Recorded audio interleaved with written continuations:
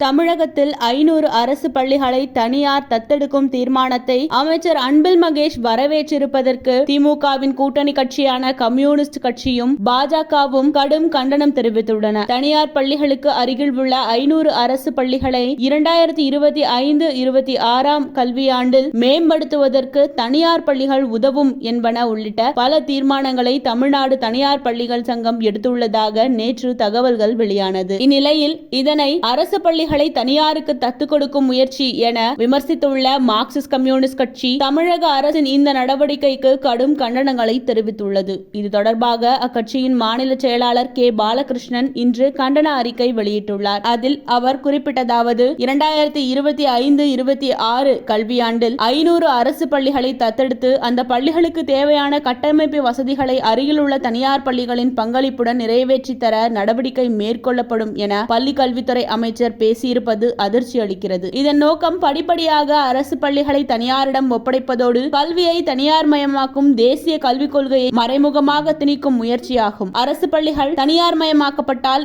ஏழை எளிய விளிம்பு நிலை குடும்பங்களை சார்ந்த குழந்தைகளின் கல்வி கேள்விக்குறியாகும். இதற்கு மார்க்சிஸ்ட் கம்யூனிஸ்ட் கட்சியின் தமிழ்நாடு மாநில செயற்குழு தனது வன்மையான கண்டனத்தை தெரிவித்துக் கொள்கிறது. அரசு பள்ளிகளை தனியார் பள்ளிகளோடு இணைக்கும் முயற்சியின் ஒரு பகுதியாக 500 பள்ளிகளை தத்து கொடுக்கும் நடவடிக்கையினை தமிழக அரசு உடனடியாக கைவிட வேண்டும். அரசு பள்ளிகளை மேம்படுத்த அரசே அதற்கான கூடுதல் நிதியை ஒதுக்கி கட்டமைப்பு வசதிகளை மேம்படுத்திட வேண்டும். ஆசிரியர் காலி பணியிடங்கள் அனைத்தும் பூர்த்தி செய்திட வேண்டும் என மார்க்சிஸ்ட் கம்யூனிஸ்ட் கட்சி தமிழக அரசை வலியுறுத்துகிறது என்று தனது அறிக்கையில் தெரிவித்திருந்தார். இதனைத் தொடர்ந்து இந்திய கம்யூனிஸ்ட் கட்சியும் தனது கண்டனங்களை தெரிவித்துள்ளது. இது தொடர்பாக இந்திய கம்யூனிஸ்ட் மாநில செயலாளர் ரா. முத்தரசன் வெளியிட்டுள்ள அறிக்கையில் அரசு மற்றும் அரசு உதவி பெறும் பள்ளிகளில் பயிலும் மாணவர்களுக்கு அரசு மாதம் ரூபாய் 1000 வழங்கி ஊக்கம் அளித்து வருகிறது. இதனால் உயர்கல்விக்கு செல்லும் மாணவர்கள் எண்ணிக்கை அதிகரித்து திறன் பெற்ற மனித வளம் உயரும் என எதிர்பார்க்கப்படுகிறது. இந்த நிலையில் அரசு பள்ளிகளில் 500 பள்ளிகள் அருகில் உள்ள தனியார் பள்ளிகளுக்கு தத்து கொடுக்கப்படும் என்பது ஊரக பகுதியில் அடித்தட்டு மக்களின் கட்டணமில்லா கல்வி பெறும் வாய்ப்பை பறிக்கும் பேரபாயம் கொண்டது